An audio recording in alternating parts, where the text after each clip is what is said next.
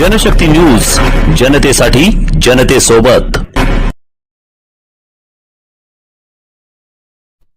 दिल्लीतील तालकटोरा स्टेडियम येथे दिनांक 15 आणि 16 डिसेंबर 2025 रोजी पार पडलेल्या 36व्या राष्ट्रीय जीत कुनेडो स्पर्धेत association of Jeet Kune Do martial arts sports सोलापूरच्या 60 विद्यार्थ्यांनी सहभाग घेऊन फाईट आणि काता या दोन्ही प्रकारात प्रथम, द्वितीय आणि तृतीय क्रमांक पटकावले आहेत.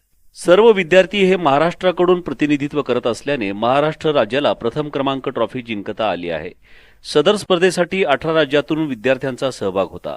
स्पर्धेचे उद्घाटन असोसिएशन ऑफ ऑल इंडिया जीत कुनेडो फाउंडेशनचे जनरल सेक्रेटरी ग्रँडमास्टर शंकरलाल गिहारा आणि राष्ट्रीय अध्यक्ष अनुज शर्मा यांच्या उपस्थितीत दिल्लीतील प्रमुख मान्यवरांच्या हस्ते झाले.